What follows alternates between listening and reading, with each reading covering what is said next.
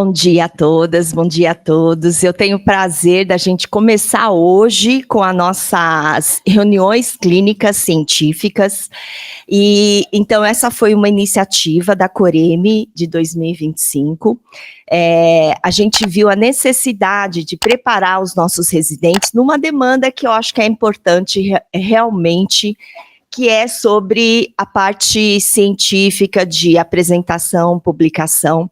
Então, com vistas a isso, a professora Silva, eu e toda a Coreme, a gente pensou em começar umas reuniões clínicas a cada 3 semanas, para que a gente pudesse, nessas primeiras reuniões, dar algum preparo, um subsídio para vocês, para que pudessem preparar apresentações clínicas e artigos científicos, né?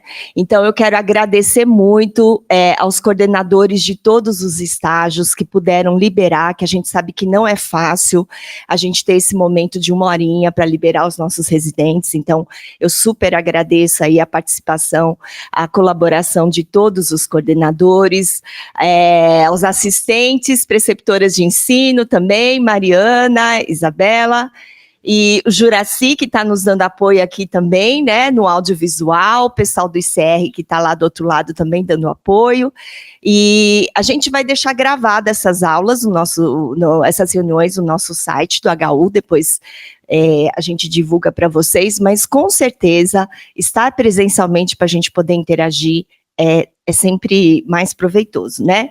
Então, hoje eu tenho o prazer de apresentar a nossa palestrante, que é a Leda Tomiko Yamada da Silveira.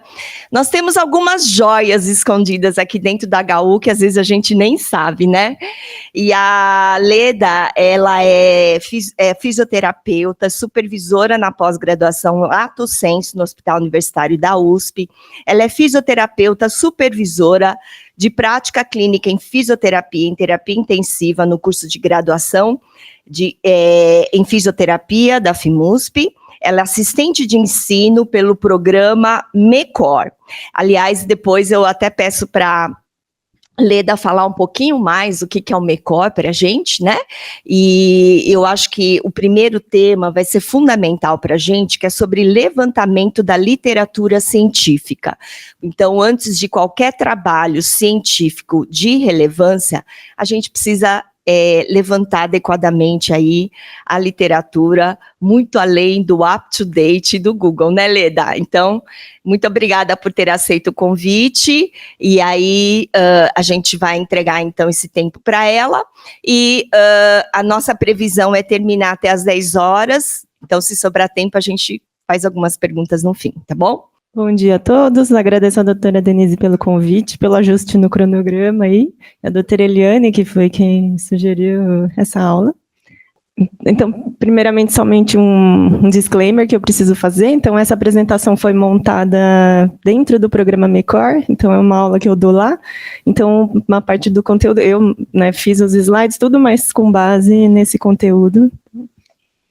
Os objetivos da aula de hoje, então, vai ser entender a importância da pesquisa bibliográfica, saber que existem diferentes fontes de dados, saber como formular uma pergunta que seja pesquisável nas buscas, nas bases, entender o que são os vocabulários controlados, entender como usar os operadores booleanos e se familiarizar um pouco mais com a ferramenta PubMed. Bom, existem vários métodos de busca na literatura, desde contato pessoal com colegas, em eventos acadêmicos, até a pesquisa manual, que era como eu fazia na faculdade, e hoje em dia a gente usa muito mais a busca eletrônica, então é sobre ela que eu vou me deter um pouco mais aqui nessa apresentação.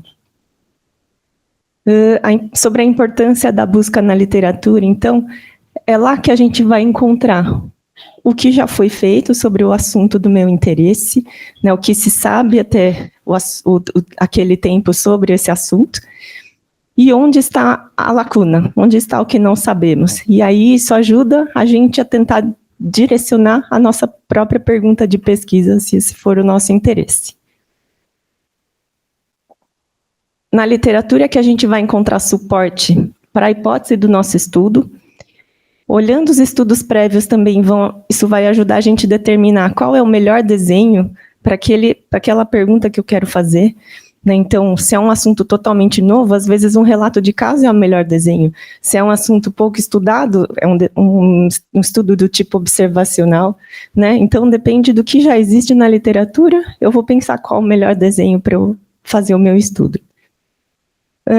Também é importante para eu ver quais são os desfechos que os meus pares estudam sobre isso, né? O que é interessante eu avaliar. Se toda a comunidade avalia um determinado desfecho e eu avalio outro, às vezes eu vou ter dificuldade em equiparar o meu estudo com os dados que já existem.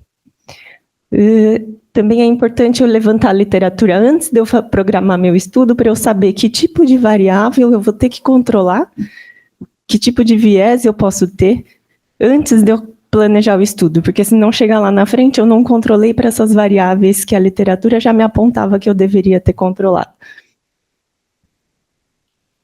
E outra importância da literatura é se eu quiser responder uma pergunta na prática clínica. Então, não necessariamente eu vou usar isso só para fazer um estudo científico, mas eu também posso usar a literatura para responder uma pergunta da prática clínica. E aí, isso vai influenciar, então, a minha decisão de onde eu devo pesquisar, qual base de dados eu vou buscar, dependendo do meu objetivo. Então, a literatura é dividida em literatura primária, que seriam aqueles primeiros artigos, né, os resultados dos artigos originais, né, que a gente, em geral, busca no PubMed. A literatura secundária seria, né, um agrupamento dessa literatura primária, na forma de revisões sistemáticas, meta-análises. E a literatura terciária, que seriam, por exemplo, os livros texto. Dependendo do que eu quero, às vezes a melhor informação vem de um livro texto. Então, a escolha da base vai depender do assunto que eu quero pesquisar, de onde essa fonte está indexada, de questões de acesso. Então, a gente sabe que nem sempre a gente tem acesso a tudo que a gente quer ter. E a gente pode usar múltiplas fontes. Então, existem muitas bases de dados, aqui são só alguns exemplos, né? Então, a gente tem bases de dados específicas de uma determinada área da saúde. Então, no nosso caso, né, da saúde, a gente usa muito o Medline, que é uma base americana, mas existe também a Embase, que é mais voltada para a Europa. Existem algumas bases de dados para consulta de citações, então, para ver qual é o impacto de um jornal, quem está citando essa determinada publicação. Algumas bases específicas de especialidades, então, na fisioterapia a gente tem a Pedro, a enfermagem também tem a sua base de dados, então, algumas bases, às vezes, são específicas de uma determinada área. A gente tem bases que são regionais, como o Lilacs, o Cielo, bases que compilam resultados, né, que vão dar informação sobre efetividade de uma intervenção ou diretrizes, e aquelas voltadas para a prática clínica, que talvez vocês já conheçam, né? E agora, então, eu vou passar a falar um pouquinho mais sobre a ferramenta PubMed, porque atualmente acho que ela é a base que a ferramenta que a gente mais usa, né, no nosso dia a dia. Imagino que vocês já devam ter contato com essa ferramenta. Então, vou tentar explicar um pouquinho sobre ela. Então, a PubMed é uma ferramenta de busca, né? Ela não é uma base de dados, ela é uma ferramenta gratuita de busca, pertencente à Biblioteca Nacional Americana, né? E ela inclui a Medline. Então, a Medline é a base de dados e o PubMed é uma ferramenta que busca conteúdos, inclusive, no Medline. Mas ele também tem outros tipos de cobertura, inclusive livros textos, inclusive fontes que não são indexadas no Medline. Então, o PubMed, ele é uma ferramenta de busca. Ele não contém artigos dentro dele, ele tem links que te levam aqui, né, geralmente no canto direito, ele tem um link que te leva a um outro local, e lá você vai ter acesso a esse artigo. Ou não, né?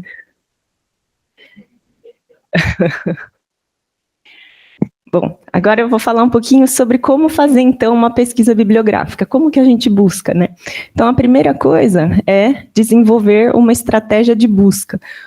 Uma estratégia de busca tem essa cara aqui. Talvez vocês já tenham visto em algum artigo, principalmente revisão sistemática, que a gente é obrigado a informar qual foi a estratégia de busca usada. Então, ele tem essa cara, né?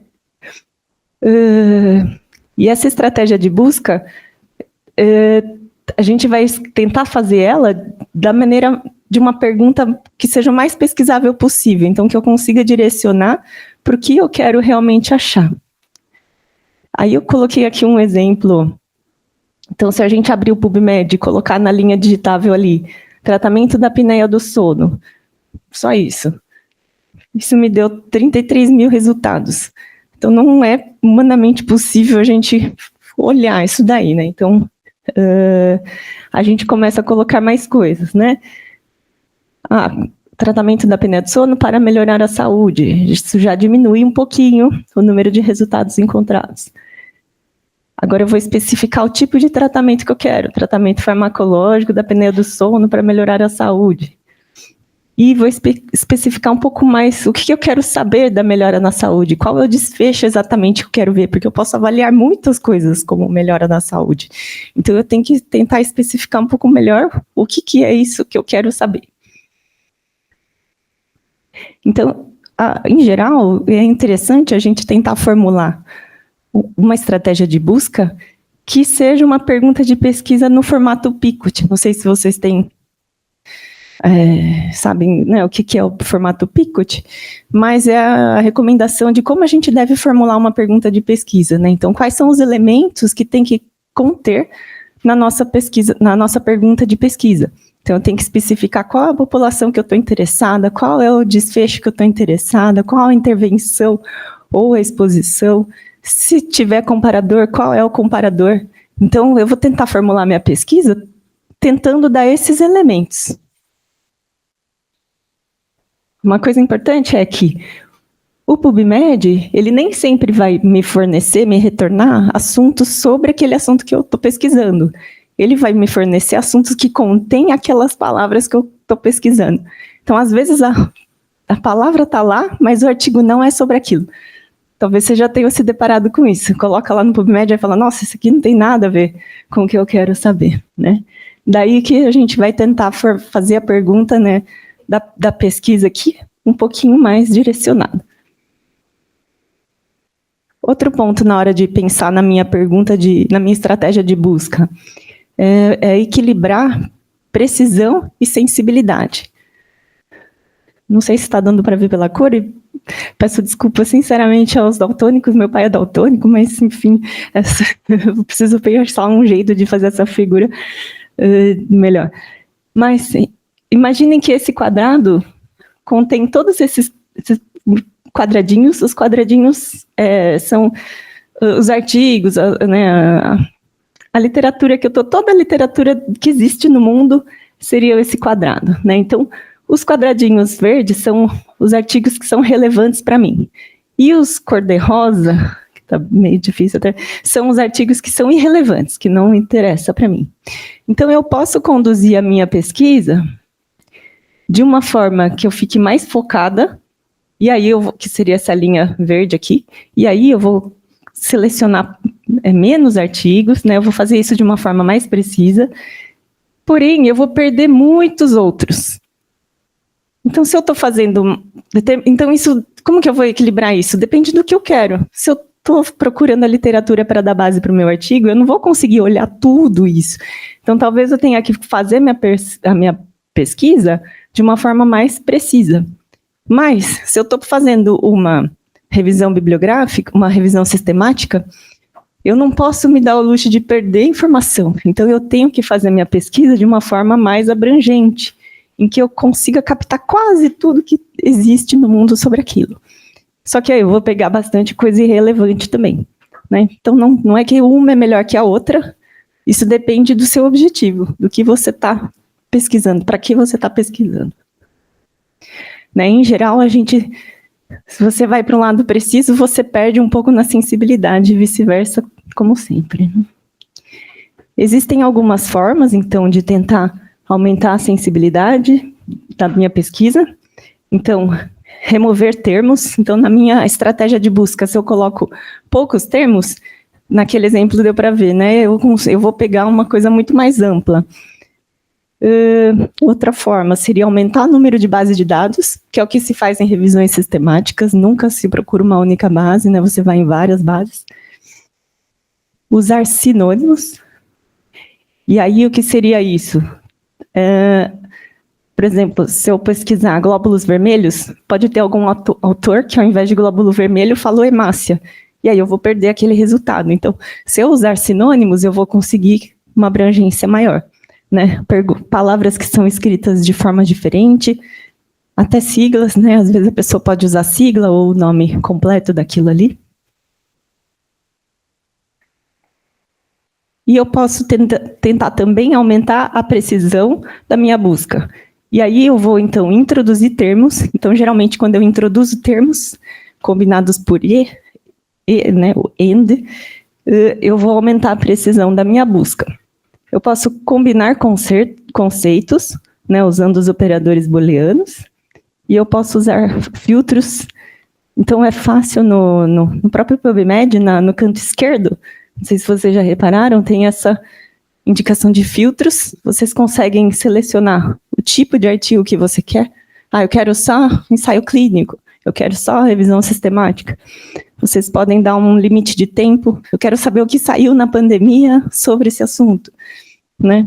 Vocês podem pesquisar só artigos que tenham o artigo de grátis, livre para vocês. Então, essas são formas de você deixar a pergunta mais precisa. Outro ponto na hora de fazer uma estratégia de busca é usar o vocabulário controlado.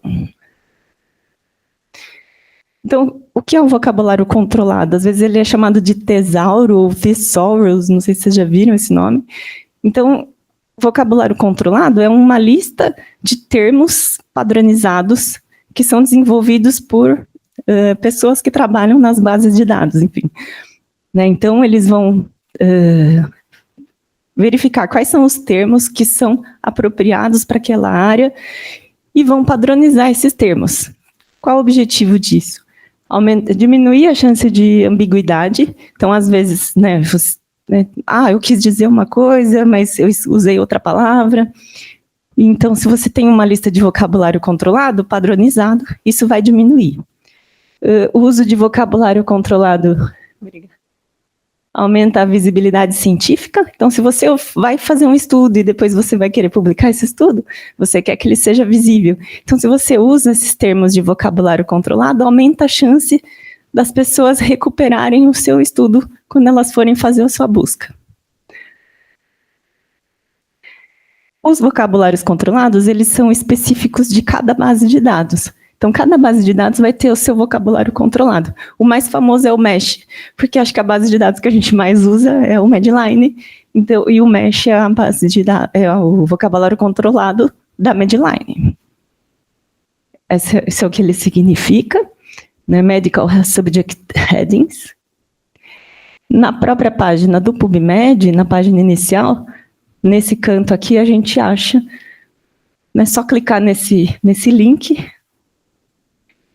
E aí você entra na base MeSH, né, via PubMed. E aí, o que eu faço? Eu coloco ali em cima um termo que eu estou interessado em estudar. Então, eu coloquei falência respiratória.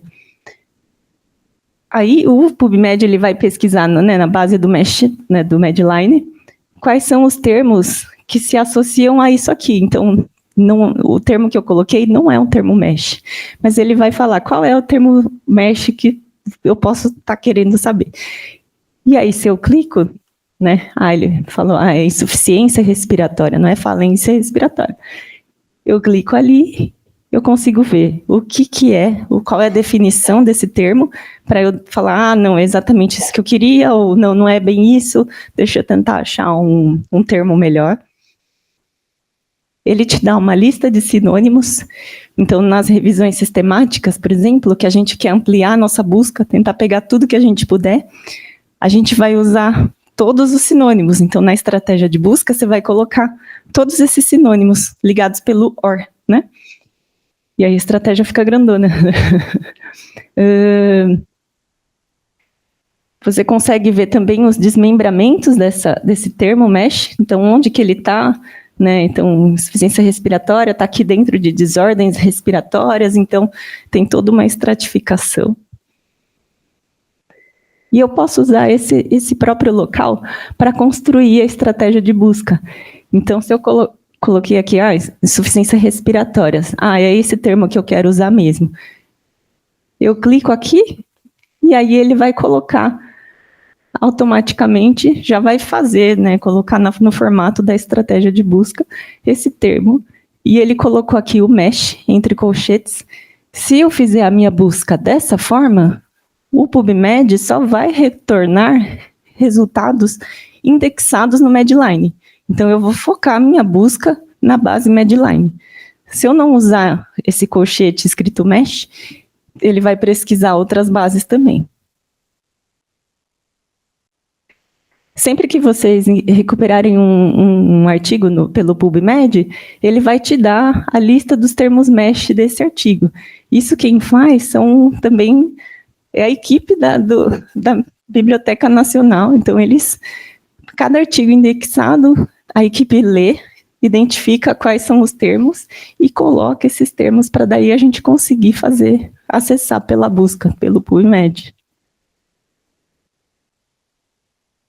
Falar um pouquinho agora sobre os operadores booleanos. Então, voltando para aquele exemplo que eu dei, né, do tratamento farmacológico da apneia do sono e tal. Então, eu não usei nenhum operador booleano aqui, né? Eu simplesmente escrevi. Quando eu faço isso, o que o PubMed faz? Ele coloca um AND, né, o operador E, entre cada um dos termos, né? Então, está aqui de novo a pergunta. Então, como que eu faço para tentar deixar isso conectado pelos operadores? Então, deixar isso de uma forma melhor, né? mais pesquisada. Né? Então, eu pego a pergunta que eu estou interessada, que eu escrevi lá, corrido. Eu tenho que identificar quais são os termos de interesse dessa minha busca. Então, aí eu não vou usar preposição, enfim, conjunção, né, nada. Eu só vou pegar os termos de interesse mesmo. Aí eu procuro no mesh. Qual é o termo mesh para esses termos que eu estou interessada? Né? Então, eu vou tentar usar um vocabulário mais padronizado. E aí, por fim, eu combino esses termos com os operadores booleanos. Os operadores booleanos mais usados são o AND, o OR e o NOT. Eles foram desenvolvidos por um matemático, então esses operadores, o que eles são? Eles são conectivos lógicos. Então, ele não desenvolveu isso pensando no PubMed, ele desenvolveu isso, e isso é usado na matemática, na financeira, na computação, enfim. Então, são formas lógicas de combinar coisas. E aí, só para nessa figurinha, acho que ajuda a esclarecer um pouco como que eles funcionam. Então, o operador booleano AND, que é o E, nosso E, ele vai restringir a nossa busca, né? Porque ele vai combinar as duas coisas. Então, se eu colocar, quero pesquisar asma e bronquite, ele só vai buscar aqueles artigos que falarem sobre as duas coisas. Os que falarem só sobre asma, ele não vai pegar. Os que falarem só sobre bronquite, ele não vai pegar.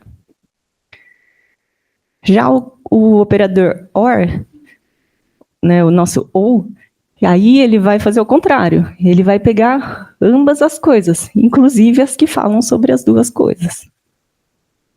E o operador NOT, o não, a gente usa para excluir algum termo. Eu quero falar sobre asma, mas eu não quero misturar bronquite. Então, eu uso o operador NOT. Então, ele vai excluir aquele determinado termo. Tá? Então, voltando lá para o nosso exemplo, a nossa estratégia de busca ficaria assim: drug therapy and sleep apnea syndromes and quality of life and adult. Tudo bem? E só para ter uma ideia, isso daqui me retornou 95 resultados.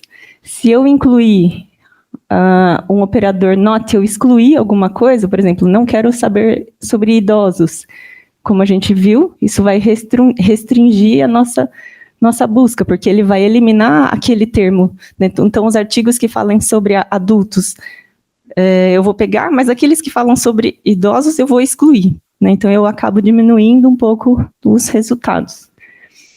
Já se eu usar o operador OR, incluir um termo aqui, eu quero falar sobre tratamento farmacológico ou cirúrgico, daí eu vou ampliar, né? Então, é isso que acontece.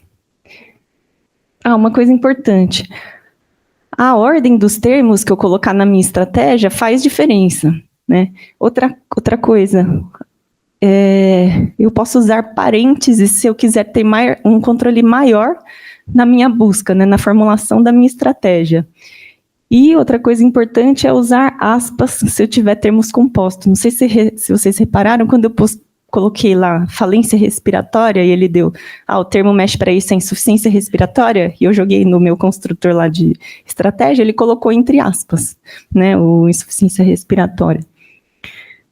Então, no meu exemplo ali de novo, eu deixei só 3 termos agora. Então, se eu escrever sem parênteses nenhum, eu vou lá, tá bom, vou usar o operador booleano, já peguei os termos mesh e vou escrever drug therapy or surgical procedures and sleep apnea syndromes. O que o PubMed vai fazer? Ele vai combinar os 2 últimos, né, e vai deixar o primeiro sozinho. Então, essa é a estratégia, é o que ele faz automaticamente. Se eu não colocar nenhum parênteses na busca, eu escrever isso diretamente, ele vai fazer isso. Ele vai colocar o parênteses aqui. Mas não é bem isso que eu quero, né? Eu quero combinar tratamento farmacológico e tratamento cirúrgico.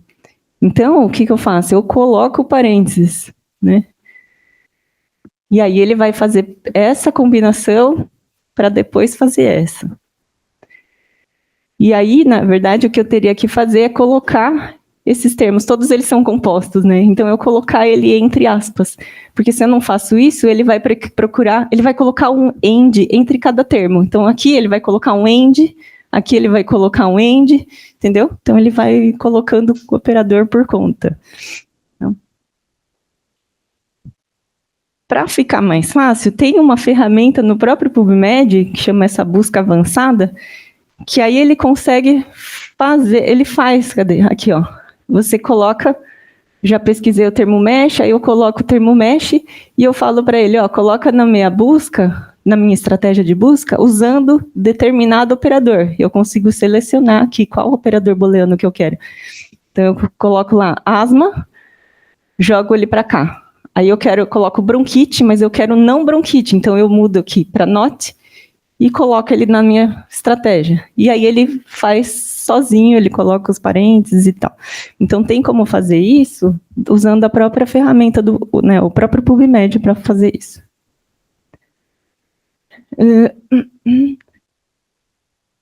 Uma outra coisa que dá para fazer no PubMed é usar essas etiquetas, né? Eles chamam de tags. Então, de novo, nesse próprio construtor avançado, assim, nessa busca avançada, eu consigo selecionar o campo que eu quero que ele pesquise. Então, deixa eu voltar. Aqui, ó. Se tiver all fields, ele vai procurar em tudo. Então, é o padrão dele. Por isso que eu disse que o PubMed ele vai retornar artigos que contêm aquilo que eu coloquei, e não necessariamente sobre aquilo que eu coloquei. Porque ele pesquisa tudo. Então, se eu usar essas etiquetas, eu consigo falar assim, eu não quero que pesquise em todos os campos, eu quero que pesquise só no título e no resumo. Então, se tiver esse termo que eu estou pesquisando no título ou no resumo, aí você me dá o resultado. Então, eu não consegui pensar em nenhum exemplo, mas, por exemplo, às vezes tem sobrenomes que podem ser uma palavra. Eu não consegui lembrar, mas se tem um autor que tenha sobrenome, que é um termo que você pesquisa, ele vai aparecer, né? Então, né, usando essas etiquetas, você também consegue deixar isso um pouco mais específico. Ou, às vezes, você quer pesquisar um determinado autor. Você fala, eu quero saber o que esse autor publicou sobre tal coisa, porque é um autor que eu sei que publica bastante sobre isso, estuda bem isso. O que será que ele usa de desfecho e tal? Então, você pode ir lá, colocar o nome dele e falar assim, procura isso no campo de autor, né? Você pode usar essas etiquetas também na sua estratégia de busca. Né? Aí a estratégia, ao invés de ficar assim, ela fica assim, né? Entre colchetes ele põe título ou resumo, título ou resumo. Mas ele faz isso automaticamente, você não precisa escrever tudo. Né? Bom, falei. Então, para finalizar, o desenvolvimento de uma estratégia de busca é um processo iterativo, ou seja, não é uma coisa só, você pôs lá, veio aquele resultado, acabou, é isso. Não, você vai ver se isso se adequou, se tá, né, se você conseguiu bons resultados com aquela estratégia, você pode modificar os termos, você pode mudar a forma com que esses termos estão se relacionando, a ordem que você colocou, adicionar ou tirar palavras-chave, né? Então, você tem uma linha que vai do começo ao fim, mas você tem essas voltas no meio do caminho. Então, para você reavaliar, né?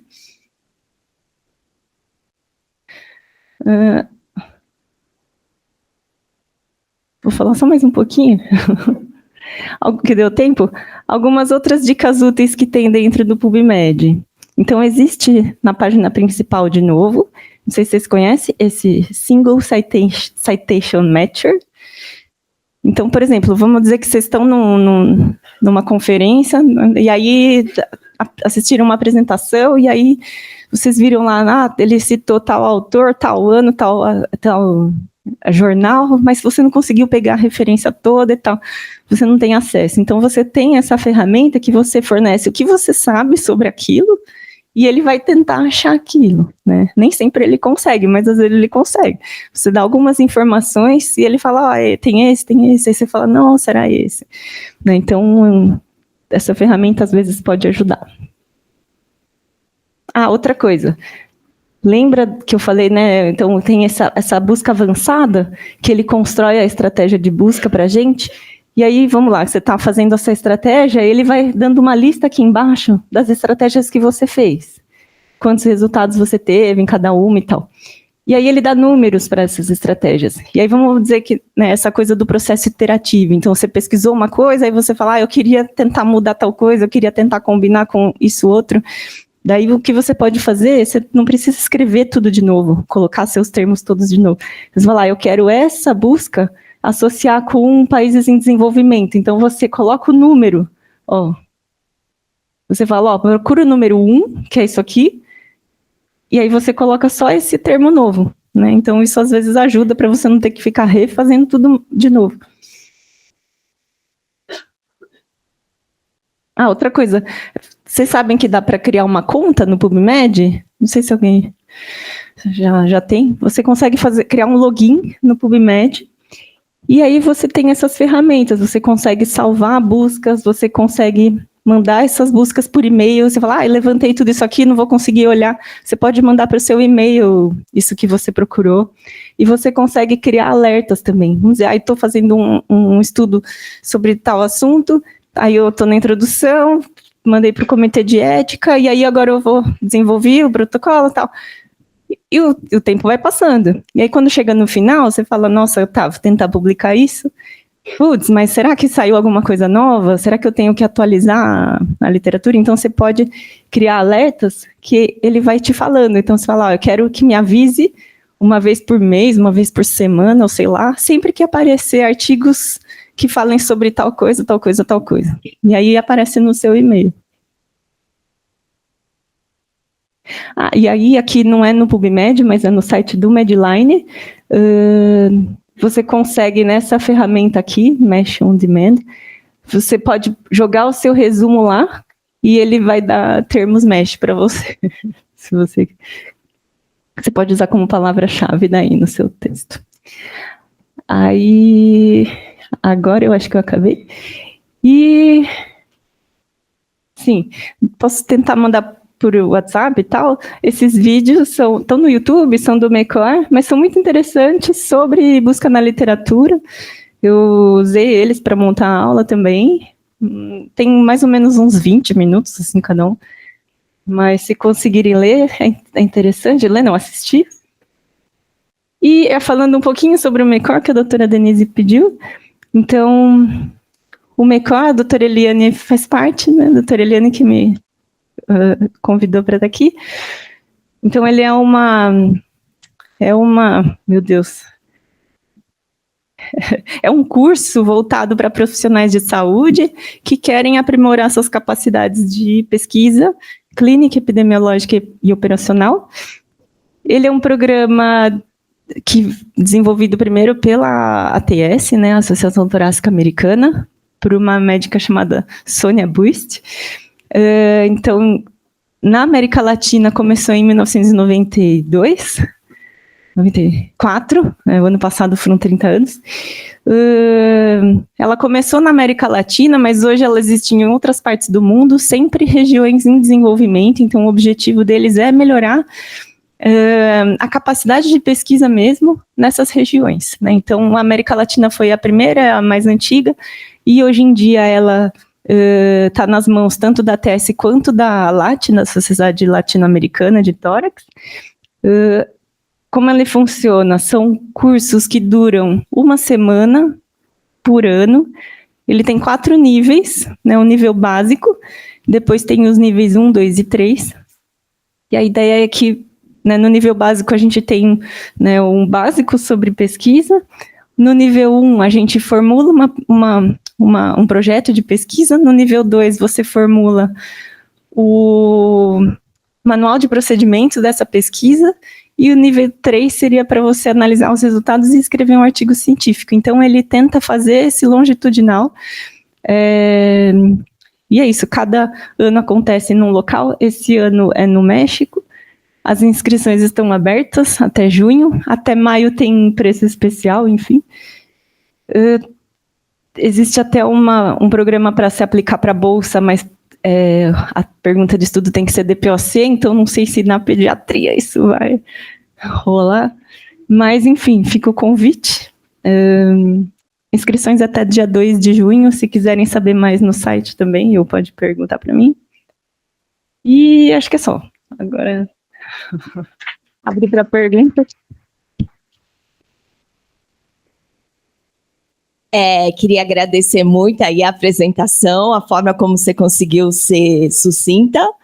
E com certeza a gente precisa treinar tem muita coisa aí que a gente só vai pegar a mão usando, né?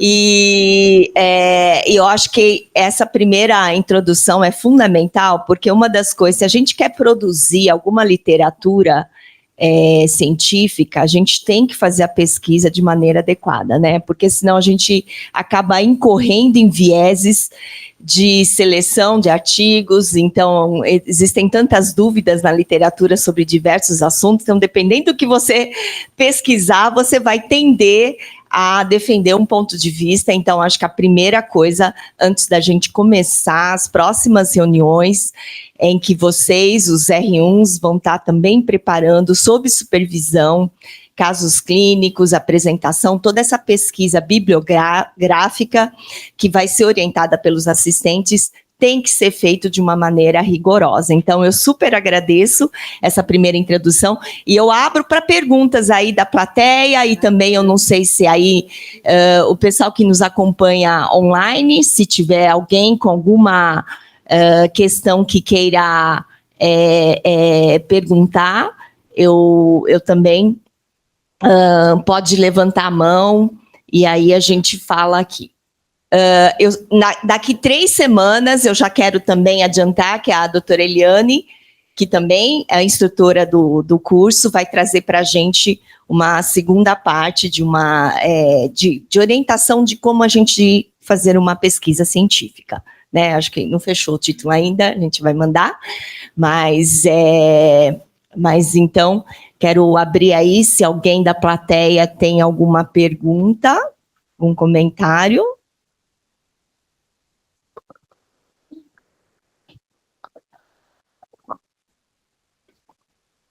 É que eu vi que você fez login no PubMed com seu e-mail institucional.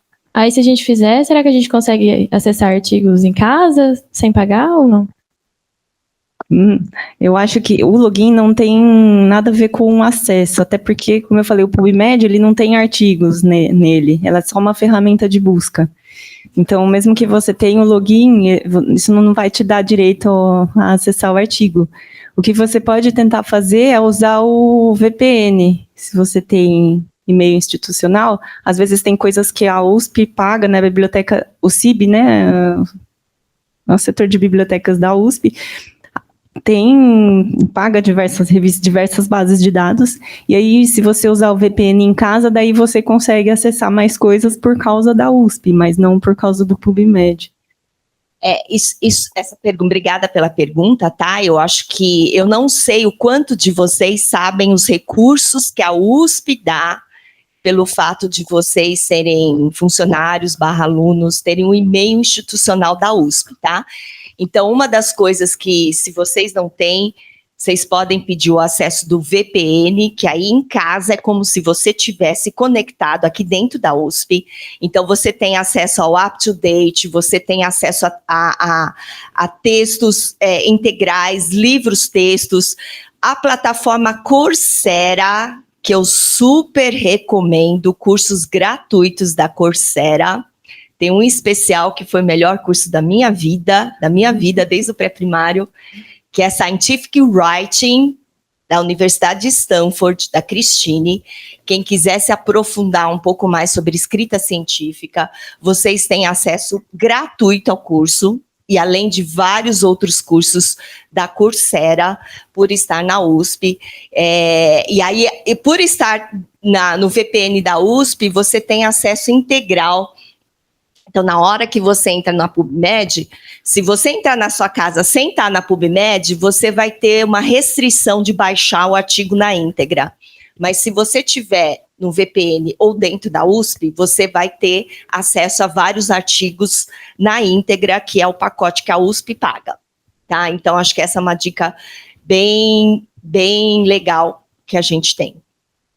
Ade, só fazendo um comentário, eu fiz esse curso aí da Christine também, ele é muito legal, também recomendo, mas eu falo que o melhor curso que eu já fiz na minha vida foi o MECOR. Então, eu recomendo fortemente. Eu também, eu digo que ele mudou minha vida. Mudou minha vida.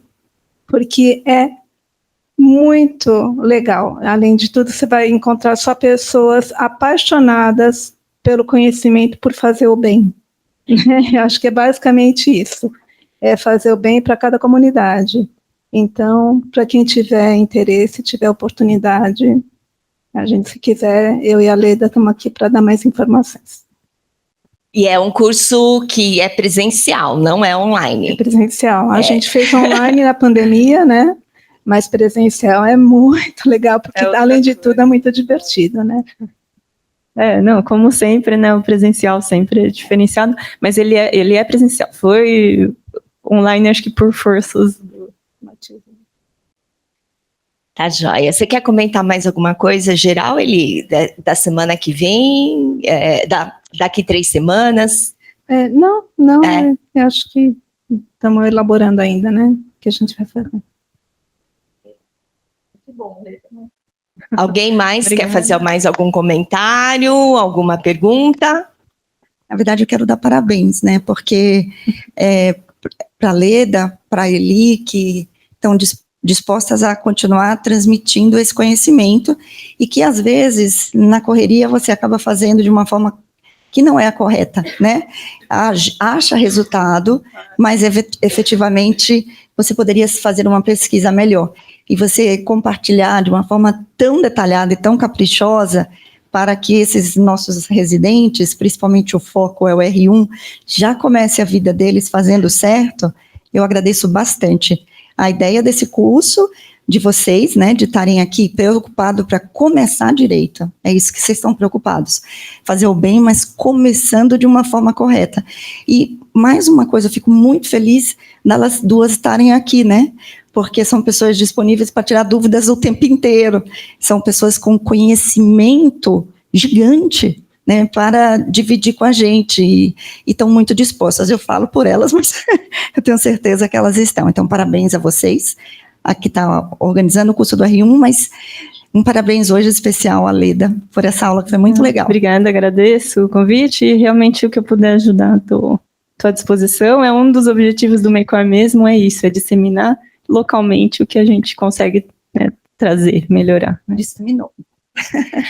Bom, então nós conseguimos cumprir aqui o nosso horário, né? Eu quero muito agradecer aí cada estágio que liberou os residentes, né? E realmente o nosso compromisso era liberar até as 10 horas da manhã, né?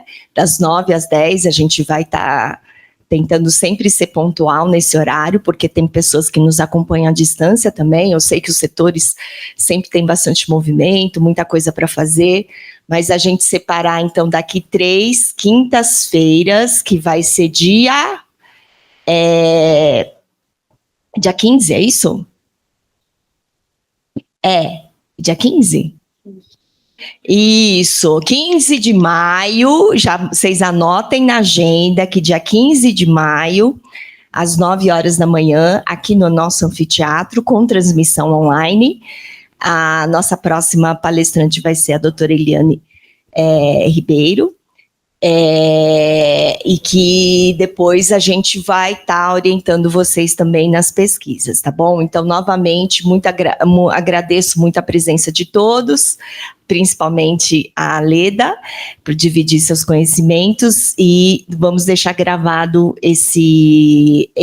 essa apresentação na plataforma, que com certeza eu acho que a gente vai precisar parar, rever, enquanto a gente estiver fazendo a pesquisa, né? A gente vai estar vendo se a gente consegue entender, senão a gente vai recorrer aqui, vocês aqui no HU, tá bom? Então, muito obrigada a todos.